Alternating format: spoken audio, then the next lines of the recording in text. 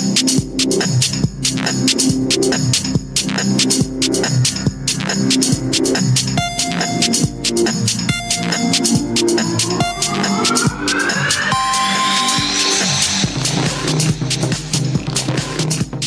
to the One More Rep podcast, where we take it beyond the barbell. I'm your host, Modingo, and with me up on the loft, about to get down, is Bromageddon. What's up, man? It is about to be Bromageddon.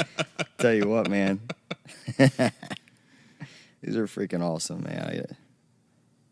I told you, man, there was a lot of care that went into this list. I can't even conceive like who it is. But these names, they're legit. It takes some thought, like. Yeah, but still, by far my favorite is the Bromodo Dragon. That was pretty awesome. Yeah, I like that one, and then the Zeus one. Oh, Poseidon. Yeah. The one Poseidon. Yeah. King of the Broshan. Yeah, that's pretty cool, man. You know, coming from type of my background, like athletics and stuff, you usually don't get cool nicknames. No, you know what I mean, it's usually like bro. That was your nickname? Or, they talk a lot of smack, Mo, is what it is. They give you something disrespectful, okay. Like, it's usually something you've done, and then they really attach it to you. So it's very weird hearing something that's actually kind of cool and being attached to me as a nickname. So just, a lot of people, that's just how it is in athletics. You just, you do something stupid and you're branded for life. Yep. Like to set a huge shout out to our sponsor, 7.5 Clothing, making badass gear for your badass ventures. If you didn't catch that episode where Wally came and talked to us and told us his vision and his mission about why he made the company, the story behind the name, and how he just likes to hustle hard, go ahead and check out episode 38. 38. I got it right. It's not bad. Yeah. And then there's also some bonus content that is released after that where, aside from talking about the clothing company, we just talked about fitness and about life in general. And it was really cool to hear him, give his feedback on, what he thought of the show, which was pretty cool, and how we can hustle hard, to try and, expand our reach, even though it's a little bit different demographic, we're a show versus a, actually consumable product. Some of those things transcend each other. And it was really nice to pick his brain and just get some mentorship from him. I mean, like I said, he sponsors us, which we truly appreciate. But for him to take the time and kind of just flex on us, drop some knowledge bombs on us, that was really cool too. Yeah, I think anytime you can get an outside view or opinion, it's pretty cool. Which is why I asked him what he thought of our podcast when he wasn't expecting it. Yeah. You get honest answers when that happens. But having him on was really cool, I think. Like I was saying. Well, and the fact he drove up here, that's huge right there. Yeah, that's awesome. But he's all about the hustle. He's all about the grind, If you're afraid to grind, man, you're afraid to make it happen. Yeah. Because that's just, nothing's ever given to you. No matter what you think, no matter how you were raised, nothing's given to you. No, like, if you truly think not. That's how it is, yeah, get your head out your ass. But then, talking to someone like him, I bet you he doesn't feel like anything was given to him, but because he hustles so hard, like opportunities happen for him because he's constantly grinding. You work hard and you make your own luck. We just talked about it last episode, which I'm still wearing the same clothes because we recorded. Don't think me and Mo are that big of bums. I know he's retired, and I didn't know the last time I bought a pair of jeans. No, because that was another conversation we had. You went to a wedding, and you said you had to go buy clothes. Yeah, I haven't bought clothes that aren't sweatpants or shorts or t-shirts or 3/4. And so is that the challenge I'm going to have now? Now that I don't have to wear a uniform every day? Yeah, this is like 2 or 3 episodes in a row where I'm wearing sweatpants. Yeah, I mean, he used to roll in with his uniform, but when you own a gym, you really don't buy clothes. I mean, this is what I wear. I wake up, so I feel this is your business attire. Like, so when I do put jeans on, I feel weird if I don't have compression shorts on. You know what I mean? Like, there's times I have just my boxers and jeans. I'm like, I'm gonna throw my compression shorts naked? on. I do. I feel naked. Like, so I'm like, I'll go grab my compression shorts, and I feel like this is so stupid. I'm not working out, but I feel like weird. Mm-hmm. Or maybe it's like the first time you ever wear boxers is kind of weird. Yeah, a little bit different. Back when we used to wear the tighty whities, and then the boxer briefs rolled out and the Marky Marks. Yeah, and but no, it's was good, dude. We talked about it last episode. If you're afraid to take that chance, and you give up on yourself before you even try, you don't know you can succeed. If Wally never, he was challenged with the shirt, the Red Friday shirt. Someone literally challenged him, make one better. In a bar. Right? No less. So he accepted the challenge. He could have been like, nah, you're okay. Whatever, man. Yeah. Just do your thing. But he accepted a challenge, and then now look what it happened. Mm-hmm. You know, it has folded into the next, and we kind of talk about what if he didn't make that shirt, would he ever got involved in CrossFit? Would he have ever done CrossFit? Yeah, because if you haven't listened to the episode, he didn't do CrossFit till after he started making CrossFit gear. Yeah. And then that affiliate challenged him to make a better shirt. Yep. Said, all right. So he did. And then they started selling them in the bar. So that started a business, even though he was just doing it for care packages initially. And then now what is he's talking about now he's sending people at different competitions in different states, and he's going to different ones. So now his team's growing, his product's growing. I mean, it's invaded our gym. He came here and set up, and he said he did pretty well. And Good. Yeah, I can tell he did well because my members are all rocking his stuff. Well, and the cool part about it is like some of the athletes and competitors that came from other gyms were stopped. You know, I was up here in the loft so I could see where Wally was outside and seeing like the cross traffic. So him getting reach throughout, you know, the Miami Valley area into Columbus. And just, you know, the social media presence, you know, we're seeing pictures of people all over the world, literally. Yeah. You know, repping his gear. So that's always super cool. Don't forget your one more rep tank and t-shirt, Mo. Yep. Go ahead and buy one of those. Make sure you use the offer code one more rep, 3 separate words, and you will get free shipping. And also documents that we're actually helping him. Oh, that too. Yeah, which is cool. I mean, we want, just because we get a sponsorship, you know, Mo and I, this is how we are. Like, if we feel like we're not contributing, then we feel like we're failing someone, even though they're sponsoring us. Yeah, like, because he had to take the time and the resources to create. I mean, we sent him a design. He created the shirt. He had to take the chance. Yeah. And, you know, our biggest concern is that he was going to spend all this energy and effort, and nobody was going to buy the shirts except for the 3 of us. Yeah, and then obviously when you're a sponsor, you want to advertise, right? So we're advertising. It's a product we love and believe in. Their stuff's great, but we also want to see him get return on that. Like, exactly. We want him to pick up customers through our show, and at the same time, we'd like to pick up some listeners, which we have. Yeah. From 7'5" in his gym to our podcast. So it's actually worked out really cool. I'm hoping this continues for a very long time, and then we all just get filthy rich and make it rain up here in the loft. Making it drizzle on a regular. Hey, man, we're going to build our own booth up here, Mo. We're going to build a building just for the podcast. That'll work. Because then I won't have to world set this domination, stuff up every bro. day. We're 50 states. Can't get any more states, Mo. There's no more states unless California decides to do this. It's split in half. Let's split in half, which I don't even know if I want to be part of that one. And then I want to be part of that part. And then world domination on the, you know, these countries. We're invading, like I told you yesterday, it was odd. We had a bunch of downloads from Russia and what did I say? Ukraine? They're still the Russians. They're still attacking, Mo. But it was like. Are they hacking our podcast? It was about 20 of them. Like, and it was really odd, just out of nowhere. So thanks for listening out there, folks. That's awesome, dude. And if you're the person from Wyoming, please tag us in Instagram or Facebook or DM us. And we just want to say thank you because, you know, you helped us get, continental United States domination. Yeah, our regional domination. American domination. Yeah, we've dominated America ever since we come into existence. You know what I mean? What we say, we only had an army that was 1 year old. 1 year old? Yeah. Defeated them. Like, boom. Our independence next year. Boom. Next. All right. So this week's episode is dedicated to you, our listeners, and our viewers if you're on YouTube. Which if you're on YouTube. If you're on YouTube, make sure you hit that little bell so that way you know whenever we produce more content. It gives you all the notifications. If you don't hit it, it'll give you some. So that's stupid. Yeah. That's stupid why you have to hit a bell. Like, just subscribe, hit the bell, make us happy. Yeah. Leave us some comments. Those are always cool to read. Yep.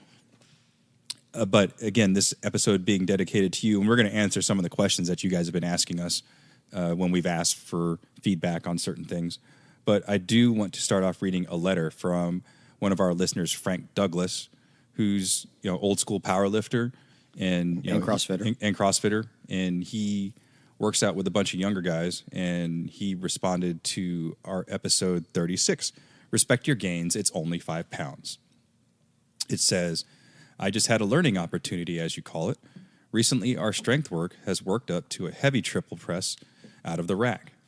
I had been worrying about this beforehand, just like a true CrossFitter, so afraid to fail.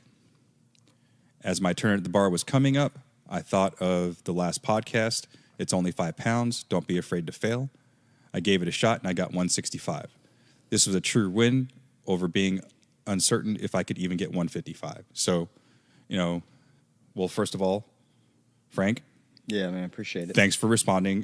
Frank sent us a couple things. Yeah, before, he has. Yeah. But he always comes and visit me whenever we have a comp. He'll come and hang out with me. I seen him up here. I didn't get to say hi, but Yeah. I seen him hanging over the loft. Yeah, he always comes up. Fest. He comes up here and chills out with me for a little bit. So it's all, Frank, I always appreciate the company because it gets a little lonely up here. People are scared to talk to me because they think I'm like super busy. He ain't doing anything. All I'm doing is push and play. That's all I do, guys. Me and Wall was outside talking, and Mo's out there. Well, me and Mo's shopping. I'm running a competition, and I'm shopping. Mo's out there shopping. I'm like, who's playing the music? He's like, he put Pandora on. Like, really? Ever since Mo got that pay raise, he's been playing Pandora. No, I had to find a moment in the comp where I could put a longer track on so I could go down there and spend some time with Wally. And it was at the very end of the day, Yeah. So, because I didn't want to wait till, I didn't want to have him wait till we were done so he couldn't pack up. So me and Bro both shot out there for about 5 minutes and we're rifling through all the racks. I came out the front and Mo was sitting there. He was talking. I'm like, the hell are you doing out here? Are you supposed to be DJing? I'm like, what are you doing out here? Aren't you supposed to be announcing? Like, I am, kind of. No, it's pretty cool. Yeah, don't be afraid to come and say hi to Mo. He ain't doing nothing. Yeah, and I'll flag Brody down. So, on to the questions. So First, these are questions that we didn't think we could make full episodes out of. Yeah. So we're really just going to answer the ones that we can. They're pretty short. Yeah, and we want to do you guys, right. Take the time, yeah. You guys take the time to write us. We absolutely have to respect you guys. And we're going to respond. Yeah, we're going to respond because without you guys, it's just me and Bro up here, hanging out in the loft. Talking to a camera that no one's going to watch. So the first one, Carrie Combs. She said, you could do a whole episode about getting into CrossFit for the first time. I know when I was looking into it, there was a whole lot of negative information online and not a lot of information about how to get started and or find the right box. All the people who told me I couldn't and shouldn't definitely made me more interested in doing it. But that's not everyone's personality. So we kind of covered this a little bit in the beginning. Yeah. It's CrossFit, right, for you, episode 2. Yep. So way back. But there's definitely stuff we can readdress. So absolutely. And then even in the episode, why does everybody hate CrossFit? Yeah, that's part of that too. Because the first thing that people say it's dangerous, and Eric in the Ask a PT episode, as a professional, told us no form of exercise is inherently dangerous. Mm-hmm. Now, but you and I agree, bad coaching is dangerous. And bad movement patterns. Patterns. Now, can you, as a novice just wanting to get into this, identify a bad trainer or coach? No. You don't know any different. Exactly. Because you got members, which I've known, but which we find out through this podcast, that listen to what we've said, mm-hmm. and now they know that what's going on inside their gym, they don't have to accept it. Because it's happened in other places, it's not just their gym, and that just because it's happening there doesn't make it right. Correct. So, but if you don't know any better. You don't know any better, you don't know, right? It's just, I was in it when one of my first gyms. Mm-hmm. It was there was stuff going on inside there, very cliquey, and I got into a clique. I didn't even know I was in a clique. Mm-hmm. I still never mistreated anybody. I never talked smack about anybody, but I guess I wasn't separated from the majority, and I was like, you don't realize it till you're away from it. Like, holy crap, mm-hmm. That's so toxic. Yeah, and I think as someone who's venturing newly into CrossFit, I think generally what you do is if you don't have any mentorship and coaching from a CrossFitter, is you tend to just find the closest place to you, mm-hmm. whether it's home or work. Yep. Good or bad, indifferent, whatever. But now you guys knowing that most of you have some CrossFit experience. So I would argue to say probably the best thing that you could do for one of your friends who said, hey, I want to try CrossFit, is kind of use our general tips like we use when we travel. Listen to the One More Rep podcast. Well, first of all, listen to the One More Rep podcast. I mean, come on, that's a no-brainer. But it's funny, but it's not, because we're honestly the only podcast out there that talks about this stuff. No one else talks about this stuff.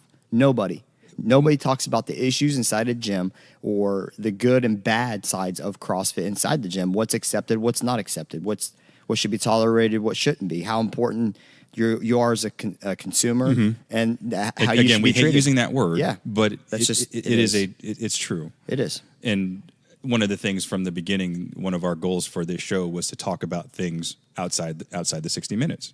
Yeah. We talk about culture, we talk about pricing. I told you from the beginning, we're not going to get you to games or regionals unless I buy you a ticket. Well, there's no more regionals anyway. Yeah, bye. I'll get you regionals. But that's one of those things where that's not what we're about. We're not about, decreasing your fan time. We're here to talk about the human stuff that goes on, within your communities and cultures and things that we've experienced. Yeah. We've, between the both of us, we've been doing this for a minute and been a part of a lot of cultures. My opportunities have arisen because in the military where I've just had to change boxes. It's not because I wanted to, right, but because I had to. So I've had to learn these skill sets that Carrie's talking about, doing the Facebook reviews, talking to your friends, making sure the reviews are current. Yeah. And don't automatically write somebody off because they have positive or negative reviews. Look at the dates, talk to your friends, visit. Every gym should have some sort of drop-in process, especially if you're trying to get in to a gym. Yeah, I think a big thing you can really do is go and try it out after you've kind of done your research. And if no one talks to you when you walk in the door, leave. Yeah, and that's kind of the same mentality I take when I go car shopping. One of the things I do is, like, if I intentionally just walk into the car lot and just sort of wander around, and I start keeping a mental clock of how long it takes for someone to talk to me. And if it takes, an exorbitant amount of time, then I usually just leave. And even if it's the kind of vehicle I want to buy, I'll go to a different dealership. Same concept.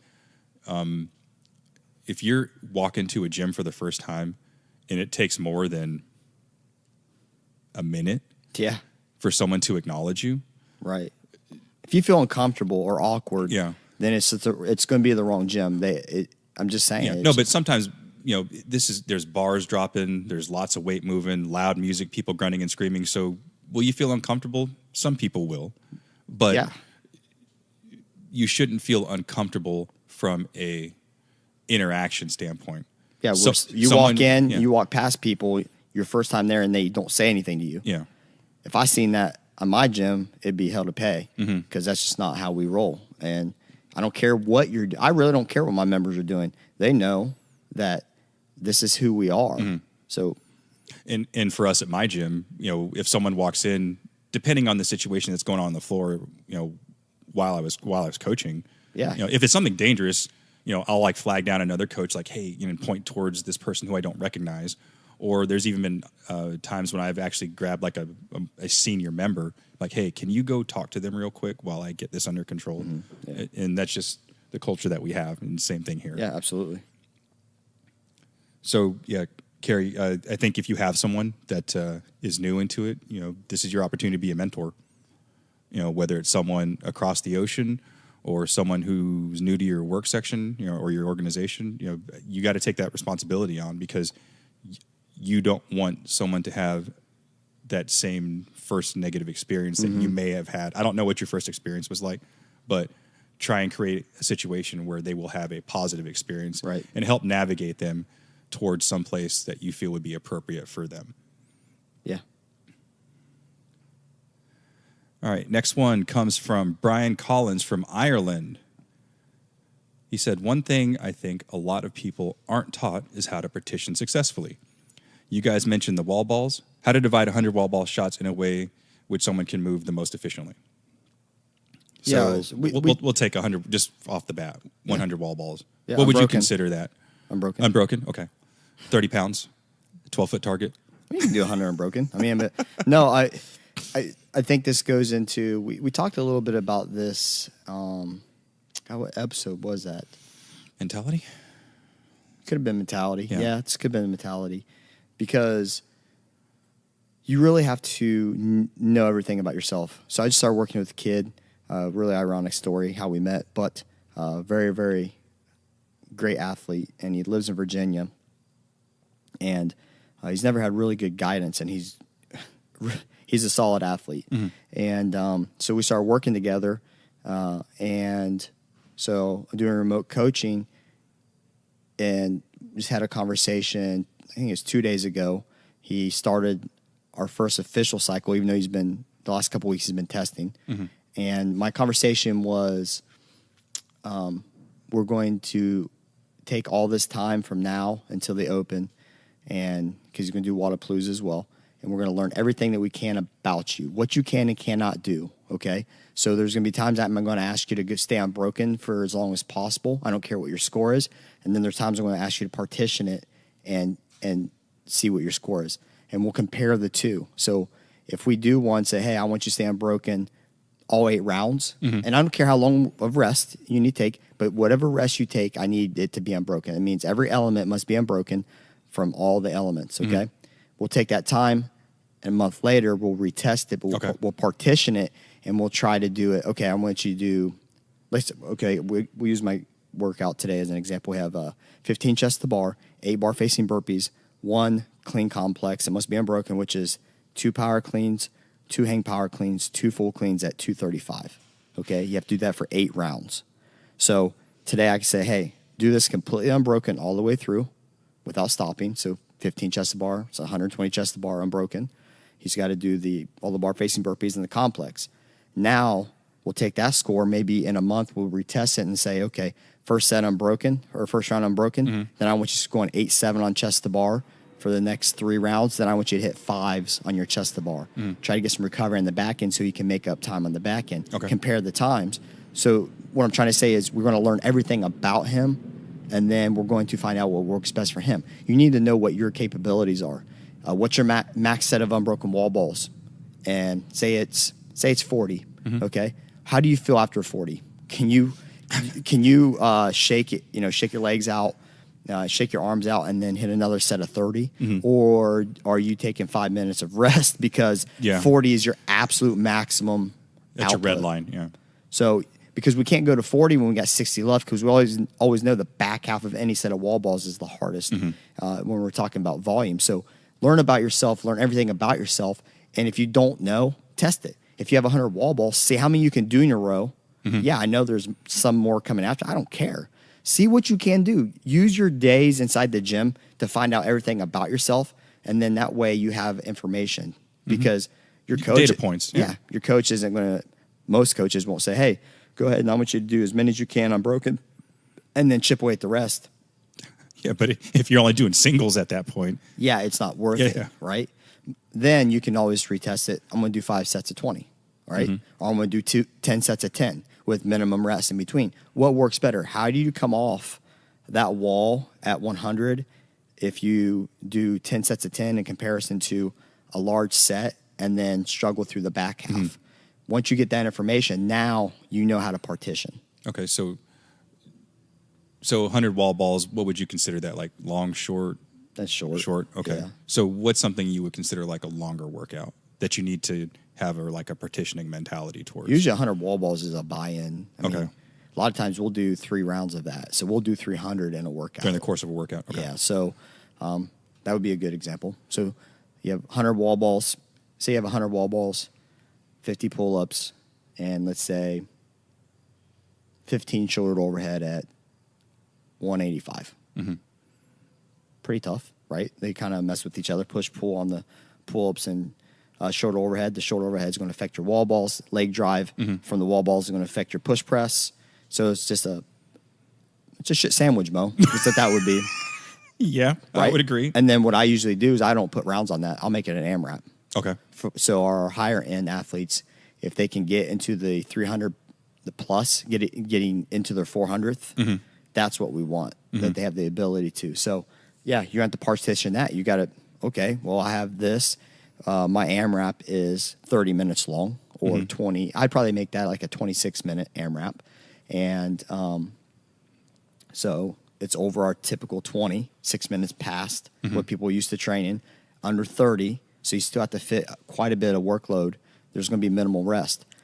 How do you partition it? Well, yeah. It all depends on the athlete, I would assume, and their capacity. 100%, yeah. So let's say if I'm like a scaled/intermediate athlete, would you prioritize unbroken sets over total rounds, or what would you give them as a target for that? Here's what I say at the whiteboard. So I just said, hey, today we have 100 wall balls, 50 pull-ups, and we have 15 shoulder overhead at 185, 130, 26-minute AMRAP. All right. So it's going to suck. This is exactly what I tell them. It's Just going to get suck. out of the way. Yeah. Just accept it. Okay. You're here. You're not leaving. Which is the hardest part. Yeah. You're not leaving because I'll capture you, bring it back. But so accept it. First thing and foremost, I get in their brain. Yep, it sucks. So shut up. Don't tell me it's going to suck. I already know. Second, who struggles with anything over 100 wall balls? Hands go up. All right. Is 10 challenging for you? No, I can do 10s. All right. So here's what you do. We're going to hold 10s for as long as possible. When your cadence starts dropping off, you're going to drop to 8s. When you're going to hold 8s for as long as possible, you're going to drop to 6s. If you're going to do that, you should be through your first set. Okay. On the back end, try to do a big set right off the rip. I don't care if it's 8, 10, 12, 15. Shake it out, and then let's go 5s. But on your 5s, I want you to just keep it quick. I don't want you Sustained resting. cadence. Yeah. Okay. So what I say, I want you to look at the clock. Every 8 seconds, you're going to pick the wall ball up and do 5. So you're doing 40 in a minute. Okay. So what would that be? 8 times 5 is 40. Yeah. So you're doing 40 and I messed that up. So every you know 8 where seconds. I'm getting with Yeah. this. So if you're trying to hold a cadence, if you're doing 5 wall balls every 10 seconds for a minute, so you're doing 6 sets per minute. Do the math. You can always hold 5 wall balls, in my opinion. Okay. All right. So chip away at that, and we're going to hold that. Manageable chunks for that particular athlete. Then I would say my better athletes, hey, we're going to start out that first set. I'm going to do 50, and then 25, 25. All right. Go into the workout, shoulder to overhead. We're going to break the pull-ups early because we need some rest going to that shoulder overhead. So I'd probably try to do 10s all the way through.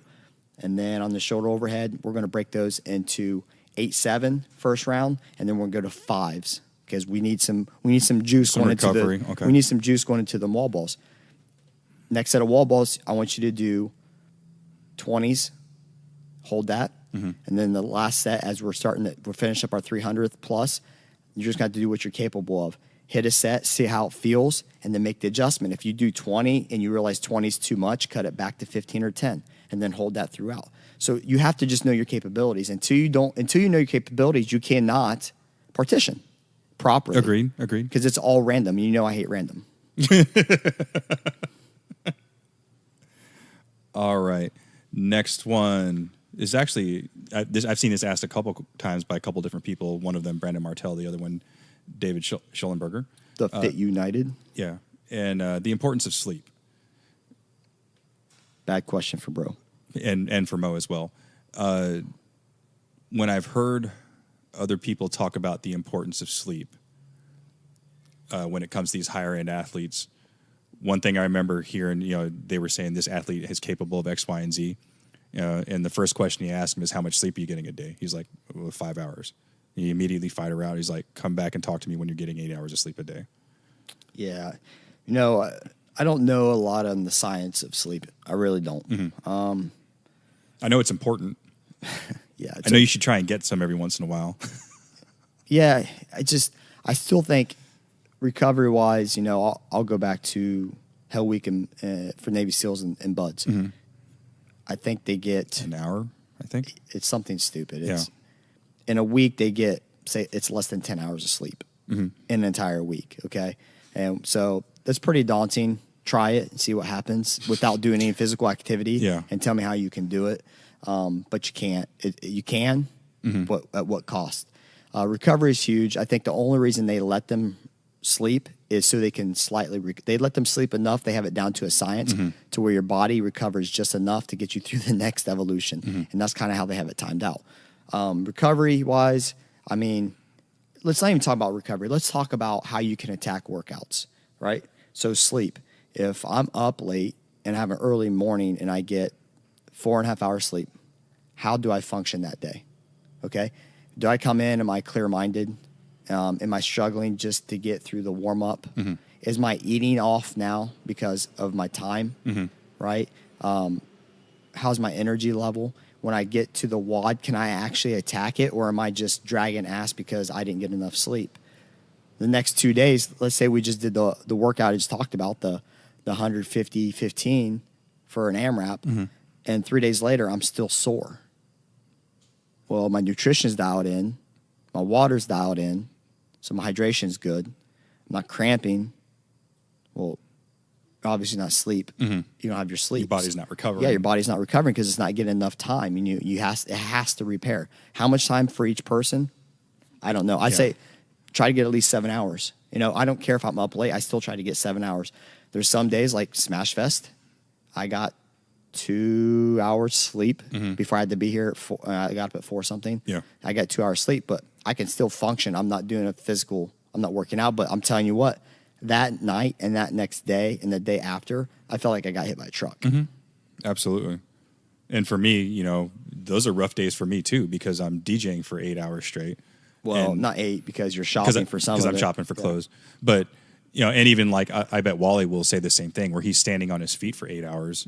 Just because you're not working out for 8 hours or, patrolling or hiking or whatever, it's still challenging on your body.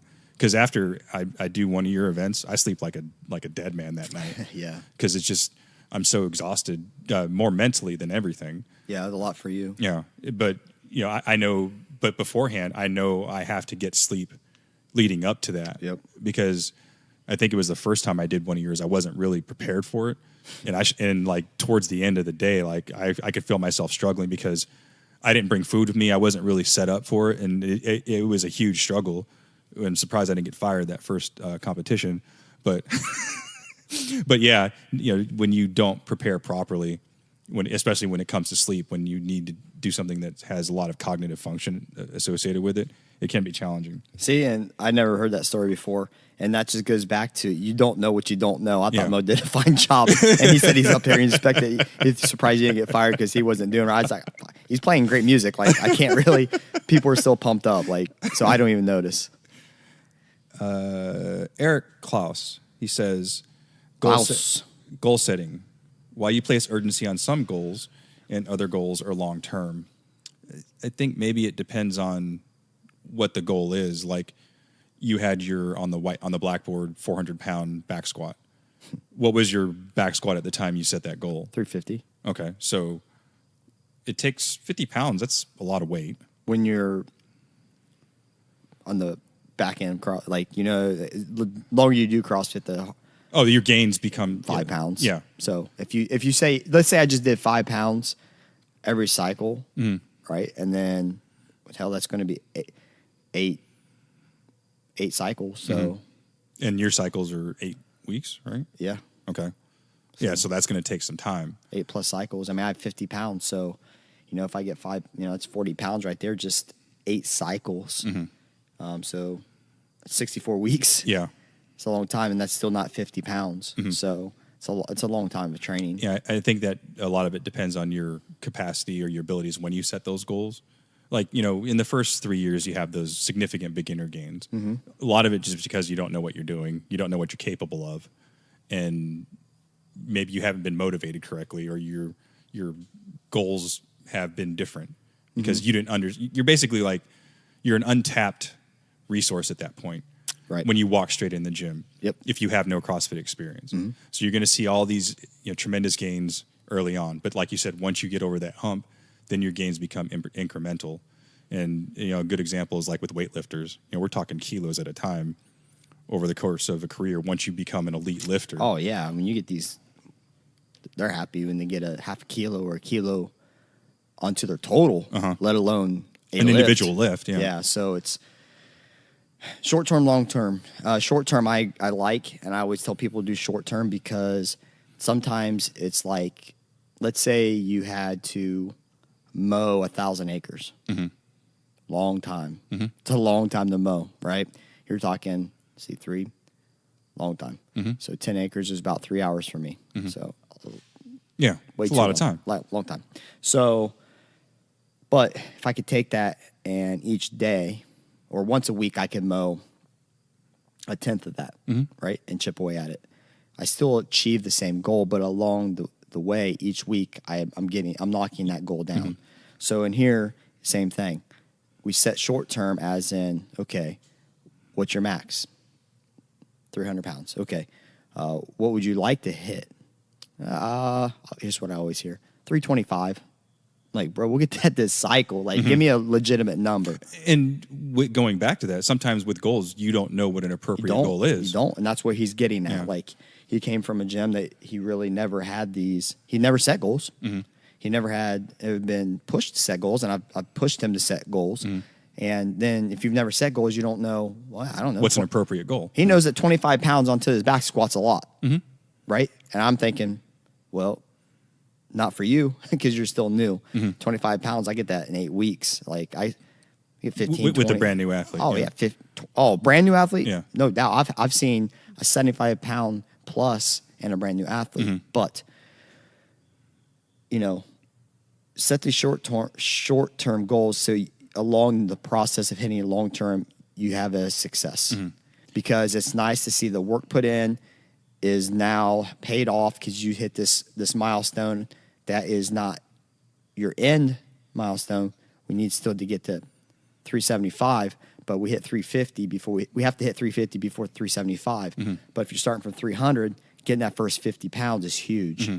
Then that last 25, you still got to work for it. And Simon Sinek, he's a writer, motivational speaker. One of the things he talks about when he speaks about goal setting is making those short-term goals and physically writing them down because you get that endorphin rush off of checking things off that list. Yeah, that's why you see a lot of organizations that'll have goal boards, and whenever you achieve that, you cross it off, and like in your mind, like I achieved something. Okay, well, what else can I do now? So it's that endorphin rush. So a lot of it is, some of it's that psychological excitement, that benefit, and that's why I like.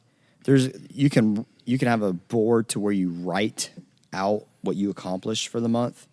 Or you can have something you've already written up there and you physically cross it off. Mm-hmm. To me, the crossing off, that's why we have it. Yeah.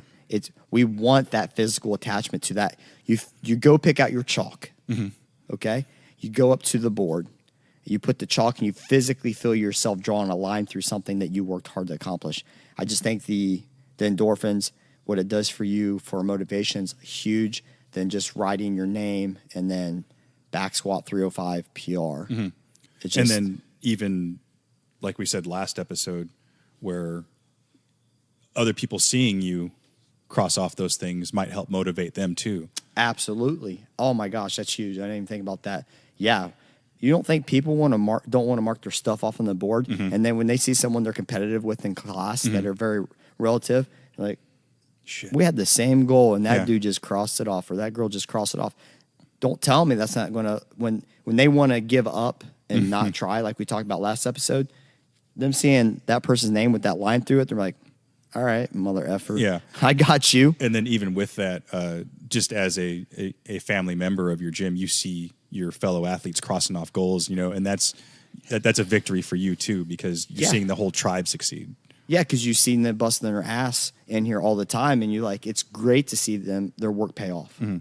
And these answers tie into a question that Jamie Metcalf asked, how do you determine your goals and what's achievable? Again, having a baseline, knowing what your numbers are, knowing where you came from, what stage in development are you in your CrossFit growth? A lot of those things factor into it. Well, I think we can even go back even to precede physically writing and crossing a number off is how often are you coming to the gym? You don't come to the gym, your goals are not going to go away. It just happens. You know what I mean? It's cool to write it up there, but are you only coming to the gym twice a week? Okay, well, on those 2 days, are you hitting that? Are you missing or hitting your back squats? Are you missing or hitting your clean days? Is your technique getting dialed in on your snatch? What days are you coming in? And are you making it up on the days you miss? Mm-hmm. So, like, everything precedes of you crossing a number off. You got to get into the gym. I'm like, I was on an anomaly where I PR'd and but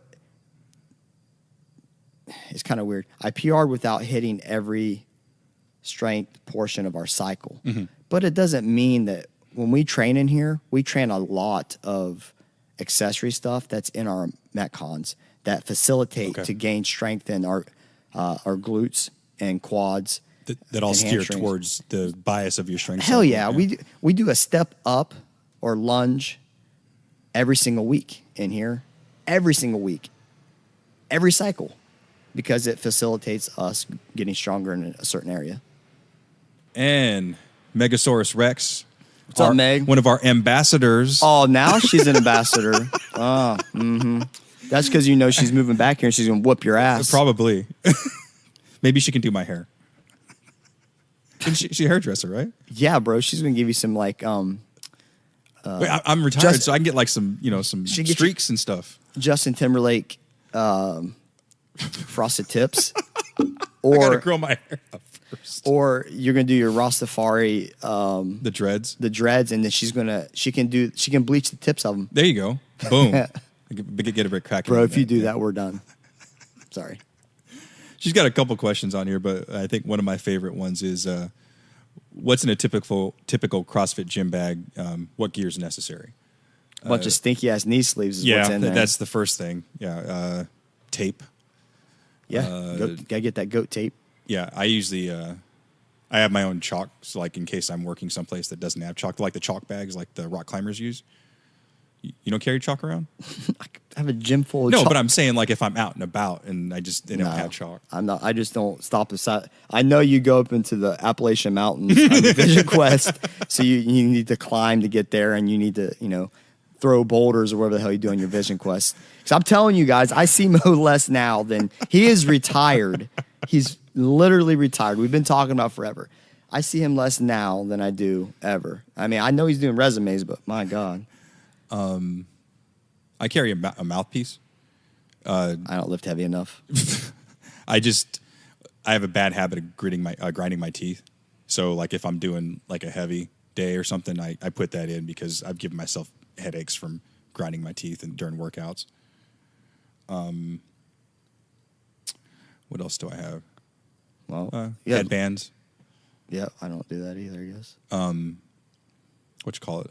I'll keep some Justin's, the single servings in there just to have some calories. The preloaded thing of protein in case I forget to bring mine with me. Just keep the powder in there. Socks, long socks for those days like I start, rubbing my shins raw on deadlifts or something or rope climbs. Well, you don't really need to carry a gym bag because this whole lovely facility is his gym bag. Yeah, but I still don't. I mean, I really only have lifters. Well, yeah, lifters. Knee sleeves, belt, tape. That's it. I don't do any of the other rope climbs. I don't get burns because I do pinching. I pinch, so I don't have to wrap. So I don't need that. Plus, a good trick. Really good trick is take your knee sleeves and put them on, tie your shoes, roll your knee sleeves all the way down your ankles, and it grips the rope really good. Okay. So you wrap there in that knee sleeve, that neoprene. Like a break? Oh, hell yeah. Okay. It locks you right in. So actually you can put that right around the bottom of your shins. You can do the same thing for deadlifts if you have it. Like a lot of times if I have fast deadlifts, it's just, to get that initial whatever. And don't tear your knee sleeves up. But no, I think just make sure you wash your knee sleeves. Your owners and your members will appreciate it. And if you piss in your pants, don't put them in your bag. And if you do, put them in your bag, but take them things home and wash them. Like, we don't need your pee pants in here. We already got to clean up your piss on the floor. So, question for you. Yeah. What smells worse? Pants that you pissed in that you left in your bag, or the protein bottle you left in your bag over a weekend, over a hot weekend? Which is worse? The protein, yeah. I mean, I don't piss in my pants. Only thing I did, I'll tell you the story. I don't care. Everybody knows the story. I've shit in my pants before. On deadlifts or something? No, hell no. I was like, we were at a competition, and we were working out. And what's crazy? So, I usually do 2 cups of oatmeal as my morning when I wake up for my carbohydrates on competition day. I drink a gallon of water before I get to the competition, and then I'll drink another gallon throughout. And I just do, because I can't eat when I compete, so I'll do O2s, and sometimes I'll do a half a scoop of protein somewhere in there if it's an all day thing. Yeah, I can't eat either when I work out. this time I did 2.5 cups of oatmeal, and I had popcorn the night before because I really kind of eat whatever I want the night before. Because you're going to burn it off. Well, not whatever I want, but I eat a lot of carbohydrates. Oh, I okay. carb load. So I go there and we're doing thrusters and we're in a competition. We're cruising along and it's really lightweight. It's 135 pounds. And so I'm cycling back to we're on a team and I'm cycling back to me again. And I go to the bottom. I'm like, did I just shit myself? So I keep going. I was like, yeah, I definitely did. So we finished the workout. Of course, everybody else is like kind of getting the waters. I grab my belt and I just head over and I'm like, I get to the bathroom and I'll be damned if I didn't shit out a little blueberry. So now literally. Literally. They're like, so every time now they're like, don't be blueberrying on us. So yeah, I did. So that's the only thing I've ever done. But I was really mad, Mo, because if I'm going to do that, I want to be on like a 350-pound clean, something that just takes me snaps me in half, but I use everything to stand it up and a little blueberry pops out. That's when I want to use it, not on a weak ass 145-pound thruster that I've just did 15 of. Another question Meg had is now you guys know. Training raw versus with support gear. Yeah, I think what she's getting at is like using belts, lifters, wraps, all that stuff. Don't get married to it. Yeah, and one thing I've taken away from you, from coming here and just listening to you coach and things like that, is for a while, it was about 6 months, I worked out without a belt completely. Mm-hmm. And I don't know why I did, I just did it. Just to, like you said, don't get married to it. But since then, I've adopted, I think you say you don't let your guys use a belt till they get to 85%? Above it, yep. Yeah, So, and I've adopted that practice since then. And I feel a little bit more mentally stronger because I'm not relying on it now, especially, we're doing a heavy day, so let me go get my belt. And I'm like, no. Most people don't even know how to use their belt anyways. That's what's like. Yeah. I watch people put their belt on, and then when they go to brace, they're taking everything in through their chest. Like, And actually, I was telling them yesterday, like, we're not swimming. We're not. I don't need you to hold your breath. We're not going underwater. I need you to inflate your freaking diaphragm as big as you can and shove that shit into the belt. Because if you're not doing that, go ahead and take your belt, throw it in the corner, and burn it with the rest of the Nike shoes. I did say that. So if you're going to use a belt, do it properly. Use it correctly. Yeah. So you don't need a belt. A lot of times people are like, well, I need my belt for my snatch. I'm like, why do you need your belt for your snatch? It's the lightest thing you're going to put. You clean. Oh, yeah, you're right. Of all the lifts that you're going to do. Your 70% clean is going to be more than your 90% snatch, most likely. So it just saying, like, why do you need it? Well, I just do. Okay, well, what's it going to do? Does it give you magical powers or what's it actually do for you? Well, I don't know. I think I need it. Well, I'm like, okay, let's try it without it, see what happens. Oh, look, you hit it. Or they're struggling because they mentally think they have to have their belt. They'll put their belt on and hit it. So it shows you it's nothing to do with bracing because they can brace that. They can front squat their 70% without a belt. Yeah. Okay. So they can definitely brace their 185-pound snatch without a belt, whatever. So,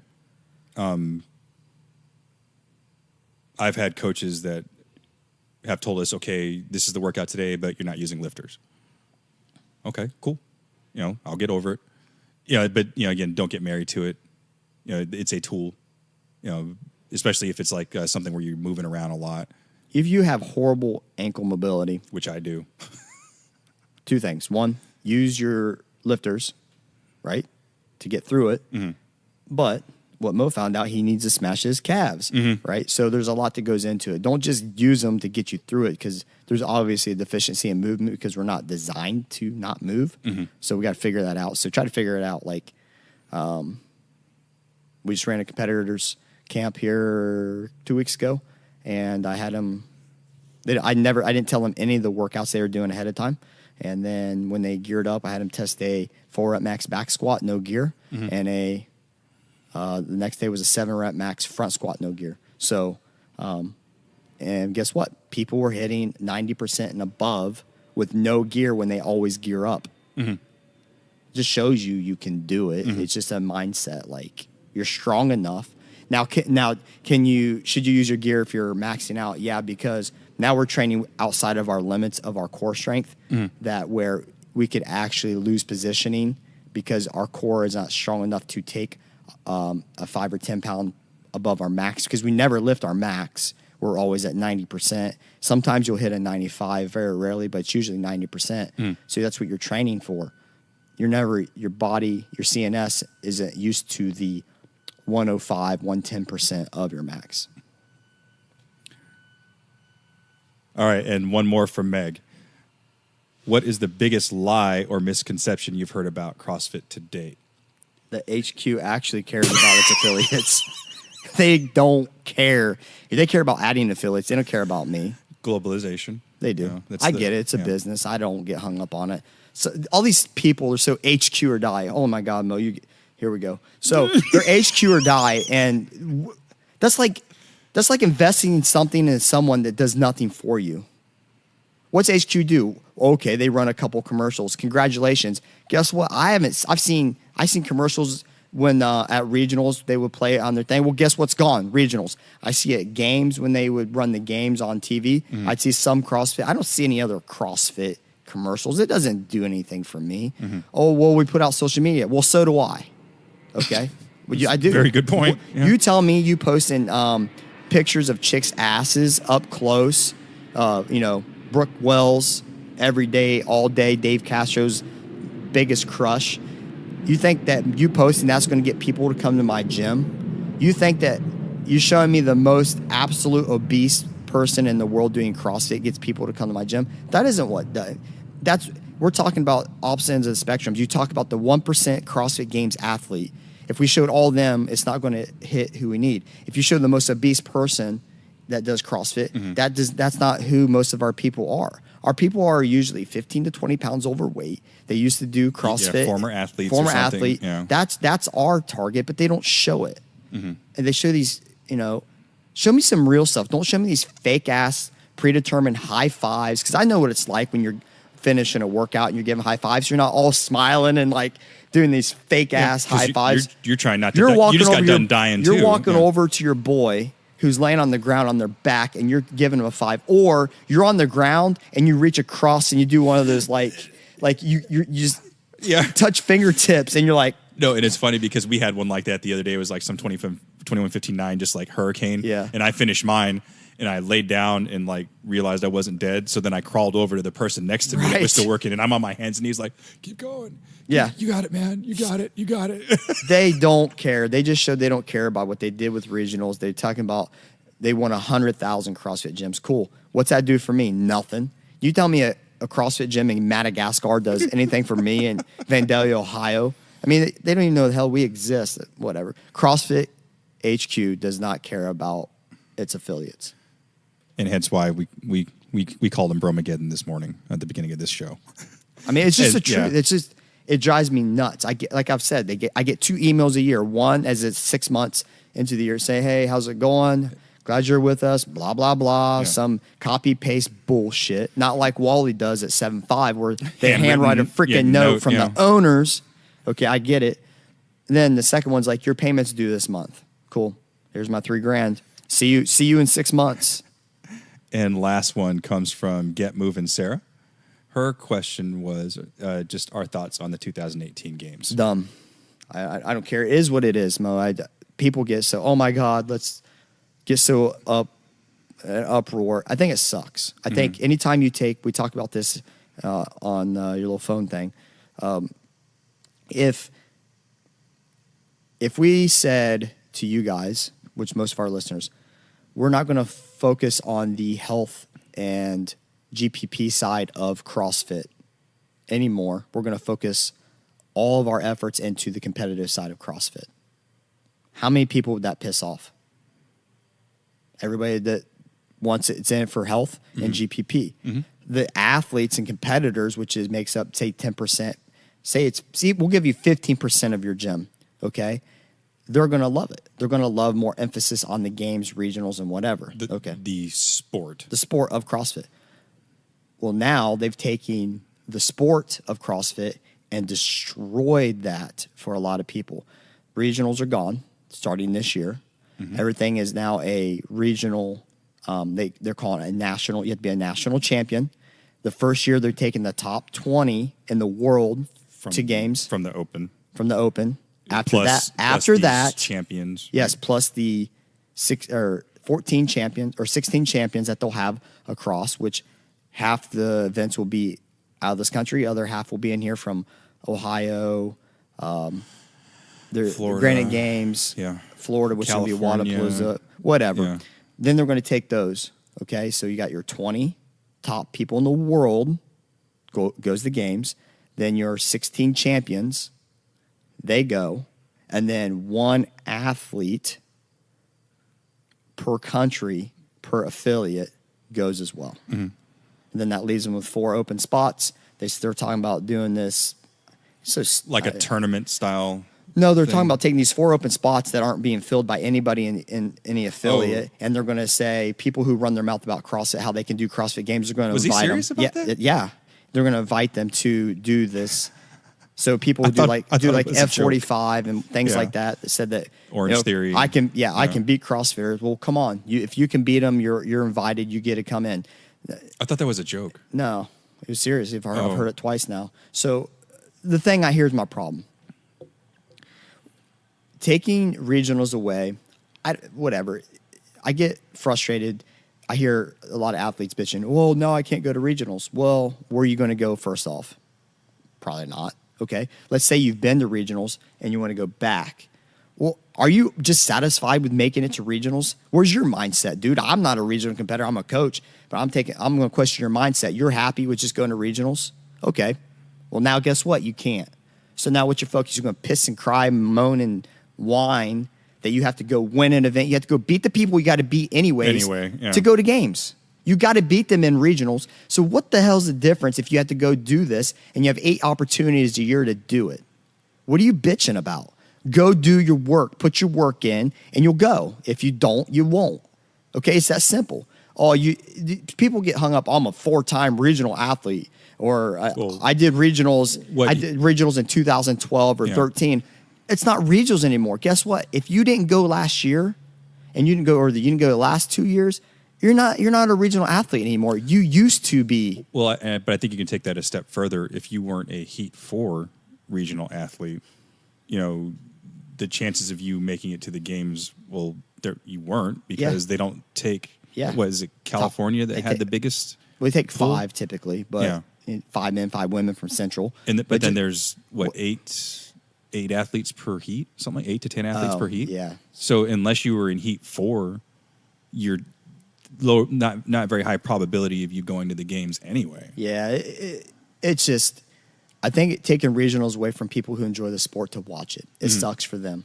I don't watch it live, but I'll watch it. I think it's cool to see. I like trends. Okay, I think it's cool to see. But at the same time, if you're a regional athlete and you're placed in the top 10 at regionals, well, shut the hell up.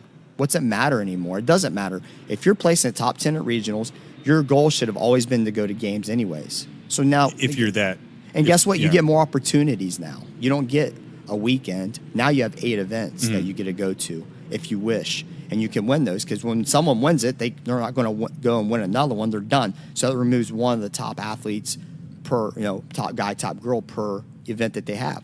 So there's 16 that are gone for sure in the country here. 8 per division.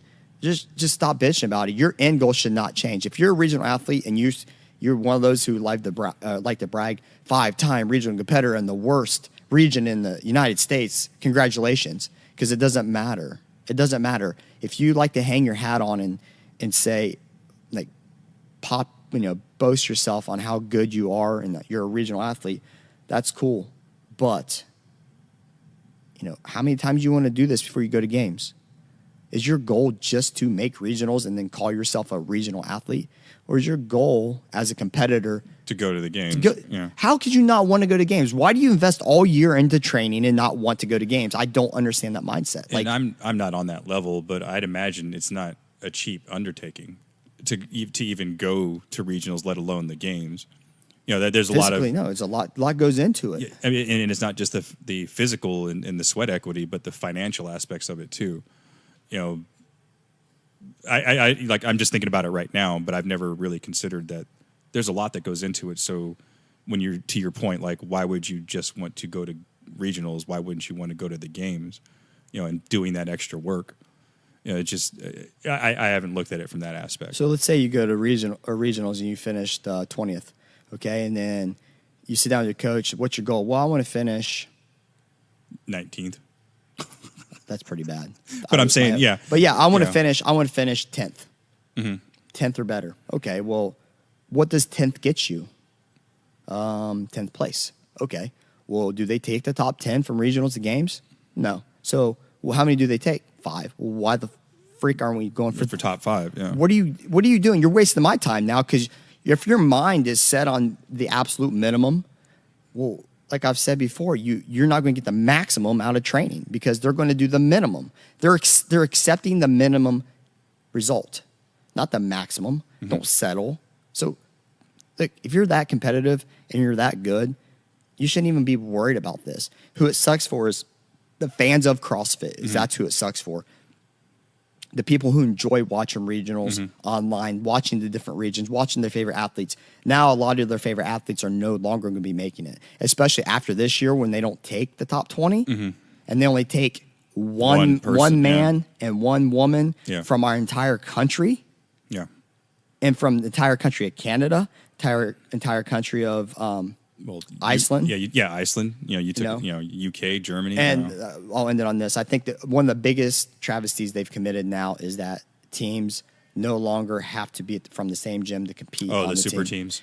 So it's now. To me, if they're going to do that, they need to make a completely different sport, because now it's no longer an affiliate cup. It's the best 4-person team cup. It is. Because in order to stay true to what, I mean, granted, they're not going to listen to me anyway, but as a CrossFitter, I would rather see that put into its own separate category. Here's what's going to happen is these teams that, let's say, your top 10 games athletes, men and female, they're going to combine and make teams. Mm-hmm. Just the reality of it. Because now they have to. Because they're only going to send one team. Mm-hmm. Actually, no, I'm sorry. I lied. They can send 16 teams, because teams no longer qualify in the Open. There's no more teams in the Open.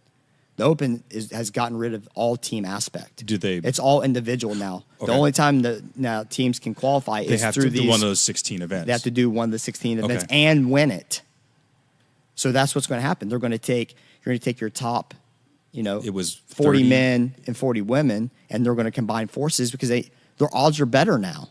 They want to go to games. Their odds are better now to make a super team. Can I really beat Matt Frazier? Mm-hmm. Right? Can I really beat these top athletes when it comes down to it? And they know they can't. No one's going to beat Frazier in the Open when he don't even try to win the Open. You know what I mean? He just wins it because he's that good. Wait till he tries to win it, because he has to win it.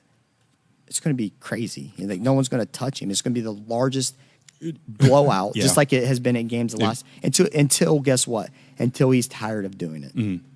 Until he's tired of going to the games and competing against the 145-pound guy from Madagascar who can't snatch 95 pounds. That's who he's going to beat. Mm-hmm. And it's funny looking back on this as we wrap this up, when they started doing it was when I was deployed in 2015, where if you won your state, like, you got a shirt that said fittest in Ohio or whatever. So yeah, my buddy Joe Estep, I was deployed when they out in Qatar. It just so happens that the fittest in Qatar was a captain I was working out with. Right? At my deployed location. Now, granted, he's a good athlete, but he's no Matt Frazier. Yeah, he's not Matt Frazier. Kind of looks like him. But he was from Alabama. Was he the fittest in Alabama? I don't know. But that was just the running joke that we had. It was like, dude, you're the fittest at Qatar. Yeah. And I guess looking back on that, I didn't realize that was going to be a precursor to what we're having now, where it's the fittest in your country is the only one that gets to represent your country. All right. So for this week's call to action, keep sending us those questions. Actually, if you could, use Facebook and send us like an audio clip or even a video clip. We like seeing and hearing you guys. And show us your shirts, man. Yeah, show us your shirts. Yeah, one more rep shirts, man. represent that crap. Yeah, so keep sending these questions. We'll do another one of these down the road. And I think that brings this week's episode to a close. I'm Mo, and I'm out. Peace. Thank you for listening to the One More Rep podcast. You can follow us on Facebook and Instagram at One More Rep Podcast, or on Twitter at Can I Get One More, or shoot us an email at canigetonemore@gmail.com. One of the best parts about all this, though, honestly, truly, from the bottom of my heart, is that Greg Glassman has bitch slapped Dave Castro multiple times now. Where's Castro? He's shooting guns on his Instagram because he has the one thing he only cares about. You talking about someone who cares less about affiliates, and that's Dave Castro. He does these drop-ins. What's that? I don't know why he does them. I really don't like. Mm-hmm. He's the. Maybe I have him pegged wrong. I could. I don't mind arrogant and cocky. He was a SEAL. He's alpha. He's alpha male. But at the same time, it's just when you see that all he cared about was those top athletes, that getting his arm around them and thinking they're buddy because he's the games director. Like, bro, you are replaceable. Mm-hmm. We're all replaceable. So don't get married to like your one thing you love, because you don't know, dipshit's name from Madagascar. Yeah. So now he's going to get no love, no attention. I don't know. It'll be interesting to see how this all plays out once everything's put in stone. Yeah, it sounds like most of it's in stone, dude. Yeah. I'm waiting. Granted, Games has already moved to June. Yeah. That means that qualifier is April or May. And then Wadapalooza is supposed to be coming on board as well? I would assume Wadapalooza. No, I thought they named Wadapalooza. I haven't heard Wadapalooza yet. I would assume it's the next biggest. And then the Dubai Championships and Whatever. Iceland, I think. Yep, Iceland. Yeah, that's the thing. We talk about how hard. So all these regional athletes have to raise money in the Central. Just enough money. Just to go to Tennessee. Just to go to Tennessee. 5 hours away. They have to raise all this money. They do a gym. They sell shirts. They raise this money. They need $2,000 because travel down, food for a week, hotel for a week. That's the cost. Mm-hmm. Even if you do Airbnb. So that's the point of this is, what are they going to do when they have to go to Iceland? Mm-hmm. You're going to be able to raise money 8 times a year? Oh, no, those sponsors will pay for it. No, there's... Not everybody has a sponsor with deep pockets like that. Your top maybe 3 athletes, men and women, have that. Mm-hmm. You know who doesn't is the person who finished 10th. What are they going to do?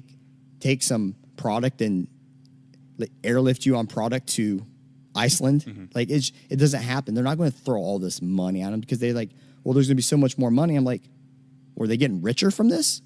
Or are they getting less? Because they have one. Now they're not doing regionals. The expense is greater now. It's greater. Now they got to do 8 major competitions a year.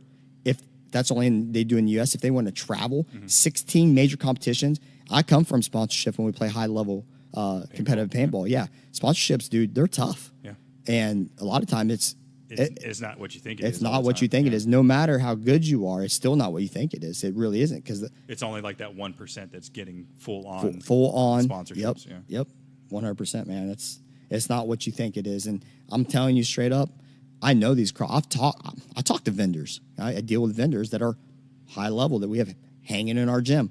They don't have all this extra money to give to these athletes. Because how many athletes do they sponsor? Is it 5? No, they sponsor a shit ton. They give them the product as long as they share it on social Instagram, media. Yeah. That's free advertisement. That's not a plane ticket. That's not $2,000 plane ticket. Absolutely.